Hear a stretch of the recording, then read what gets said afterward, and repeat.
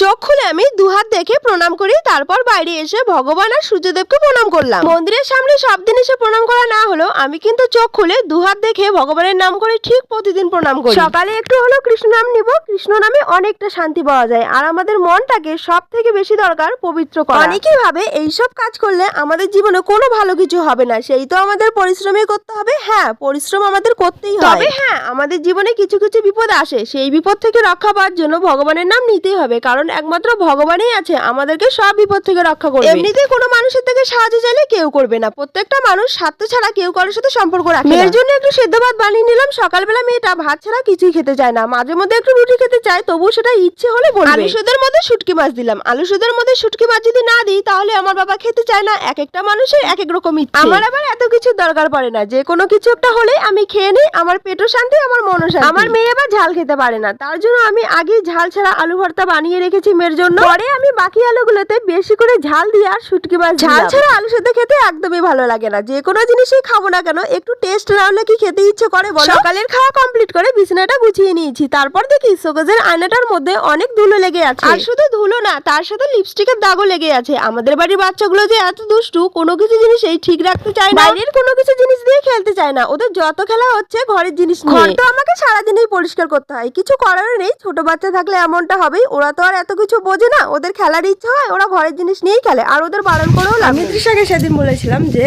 সকালবেলা ঘুম থেকে তাড়াতাড়ি উঠবো, উঠে আমরা হাঁটতে যাব রাস্তায়। তো আজকে আমাকে বলছে মা চলো রাস্তায় হাঁটতে যাই, আর এখন তো সময় শেষ, টুকটাক একটু কাজ করে নিয়ে চলে এসেছে, আর তৃষা পিছনে আছে। তো চলো কোথায় যাবে, পিছনে আসো।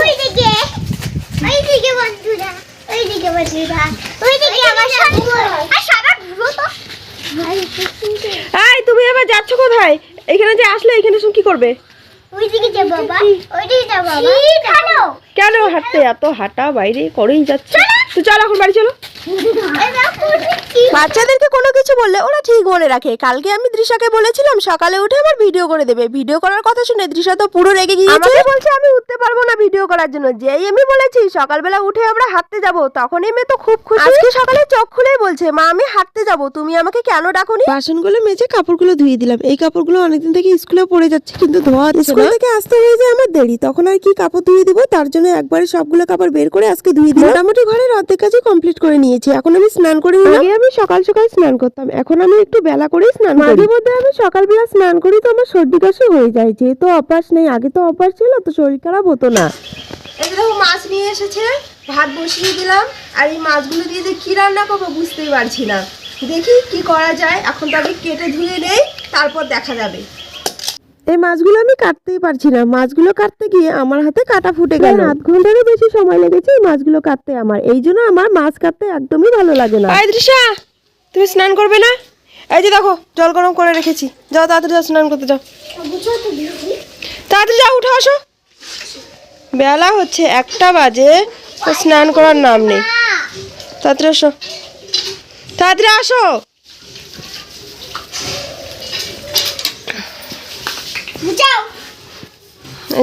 গরম জল করে দৃশাকে ডাকছি স্নান করার জন্য, ও আসতেই চাইছে না, আমাকে বলছে আর একটু খেলে নেই পরে স্নান করব। ঠান্ডার দিন সকাল সকাল স্নান করলে শরীরে সারাদিনের রোদটা পড়ে, একটু শরীরটা ভালো লাগে, তাই আমি দৃশাকে সকাল সকাল স্নান করে দেওয়ার চেষ্টা করি। দৃশা খেলার নেশায় পড়লে সবকিছুই ভুলে যায়। আমার মেয়ে বড় হয়েছে, তাই স্নানটা নিজে নিজে করতে পারে, তার জন্য আমার একটা কাজ কমে গিয়েছে। আমাকে আগেই বলে দেবে মা তুমি আসবে না, আমি একা স্নান করব। যখন ভাই ছিল ভাইয়ের সাথে স্নান করতো, এখন তো একাই স্নান করে। আমি কাজ করি বলে দৃশা এখন নিজের হাতে খাওয়া শিখছে, 1 ঘন্টা ধরে খাবার খাবে। আমার দিক দিয়ে ঠিক আছে, একটু সময় লাগছে, তবু তো নিজের হাতে খাওয়া শিখছে, আমার কাছে এটাই অনেক। নিজের খেয়ে অন্যের নামে নিন্দে করে মানুষগুলো কি যে লাভটা পাচ্ছে আমি তো এটাই বুঝি না। তুমি নিজের টাকায়, তাহলে অন্যের নামে নিন্দে কেন করছো? একদিন না খেয়ে থাকলে কেউ তো তোমাকে খেতে দেবে না। যদি ভালো হও তবু তোমাকে খারাপ বলবে, তুমি যদি খারাপ হও তবু তোমাকে খারাপ বলবে। মানুষের মন কখনো সন্তুষ্ট করতে পারবে না। কোন বাড়ির বউ ভালো হবে, কোন বাড়ির বউ খারাপ হবে, এইসব কাজ কিন্তু আমাদের পাড়ার কাকিমারা ঠিক দেখতে পারে। কাকিমারা তোমাদের বাড়িতেও তো অনেক কিছু সমস্যা থাকে গো, আমরা তো দেখতে যাই না, তাহলে তোমরা কেন আমাদের বাড়ি খোঁজ নিতে আসো? আমরা সারাদিন সংসারে কাজ করো, কাজ শেষ করতে পারি না, আর আমাদের পাড়ার কাকিমারা কিন্তু ভালোই একটা চাকরি পেয়েছে। সংসারে সবকিছু কাজ করার পরও আমাদের শাশুড়িমার মুখ থেকে মিষ্টি মিষ্টি করে একটা কথা তো আমরা শুনতেই পাই, এমন কাজ করো গো, তোমাদের থেকে আমরা বেশি কাজ করেছি। আমাদের শাশুড়িমার তো 4টা চোখ, তাই আমাদের ভুলগুলো ভালোই ধরতে পারে। আর আমাদের তো 2টো চোখ, তাই আমাদের চোখে কাজ পড়ে না। আমরা সারাদিন বসে বসেই খাচ্ছি। রান্না করতে অনেকটা বেলা হয়েছে আর দৃশ্যারও খিদে পেয়েছে। দৃশ্যা স্নান করলে এমনিতে ওর খিদে পায়, তারপর দৃশ্যা খাবার না পেলে অনেকটা রেগে যায়। তাই আমি দৃশ্যার জন্য ভাত বেড়ে নিয়েছি, সবজি রান্না করে সবার আগে দৃশ্যাকে খেতে দিব। অনেকটা বেলা হচ্ছে, যেহেতু সবজি রান্না করতে দেরি হলো, বাবা সব দিন বাজার খরচ একটু দেরি করেই আনছে, তাই আমার রান্নাটা অনেকটা লেট করে হচ্ছে। আর এটা হচ্ছে সবথেকে স্পেশাল রান্না, বাঁধাকপির ছ্যাঁকা। দেখতে তো অনেকটা ভালো লাগছে, খেতেও কিন্তু অনেকটাই টেস্ট হয়েছে। রাজবংশীদের স্পেশাল রান্না। রাজবংশীরা কিন্তু ছ্যাঁকা বানাতে ভালোই পারে, আমি অতটা পারি না, কিন্তু অতটাও খারাপ করি না। বেশি করে ঝাল দিয়ে বানিয়েছি, তার জন্য কিন্তু খেতে অনেকটা ভালো লেগেছে। এই রান্নাটাতে কিন্তু ঝালটা বেশি করে দিতে হয়। আমি ভেবেছিলাম মাছগুলো খেতে ভালো লাগবে না, তার জন্য আমি ভাজা করতে চেয়েছি। পরে আমার হঠাৎ করে মনে পড়লো 2-4টে আলু কেটে দিয়ে সবজি রান্না করলাম। সবজিটা খেতে খুবই ভালো লেগেছে, আর মাছগুলো কিন্তু খুবই টেস্ট। যে কোনো জিনিসই ভালো করে না দেখে তার খারাপ ভালো বিচার করতে নেই। ভেবেছিলাম মাছগুলো খারাপ লাগবে খেতে, রান্না করার পর দেখি অনেকটা ভালো লেগেছে। রান্না সব কমপ্লিট করে উঠোন ঝাড়ু দিয়ে নিলাম, আর এইখানে মেয়ে খাবার খেয়েছে। খাবার খাওয়ার পর অনেকগুলো এঁটো ফেলেছে, এখনো ঠিক করে খেতে পারে না, এখন একটু একটু অভ্যাস করছে। তুলে নিয়ে জায়গাটা মুছে নিলাম, যেহেতু ঘরের মধ্যে খেয়েছে, সবসময় হাঁটাচলা করবে সবাই। তো আমি খাবার খাওয়ার পর যে কোনো ঘরেই খাই না কেন, ভালো করে ঘরটা মুছে নিব। আর এখানে দেখো রান্না করার পর অনেকগুলো বাসন বের হয়েছে, এগুলো এক এক করে মাজতে হবে। স্নান করেছে, ওই ড্রেসটা এখনো ধোয়া হয়নি, আমার কাছে সময় ছিল না, তাই আমি ধুতে পারিনি। এখন আমাকে এক এক করে সবগুলো কাজ করতে হবে। তারপর ভাবলাম বেলা তো অনেক হয়েছে, আমারও খিদে পেয়েছে, তাই আমি দৃশ্যার ড্রেসটা ধুয়ে দিয়ে আমি খেতে বসলাম। সবার আগে তো আমি একটা জিনিসই তুলবো, ছ্যাঁকা। ছ্যাঁকাটা আমি অনেকটা পছন্দ করি। ছ্যাঁকা নামটা শুনতে কিন্তু কিরকম একটা লাগে, এটা আবার অন্য কিছু ভেবো না, ছ্যাঁকা একটা সবজির নাম। আমি তো খেয়ে বলছি অনেকটা ভালো হয়েছে। আমার মেয়ে কিন্তু সব দিন ছ্যাঁকা খাই, কিন্তু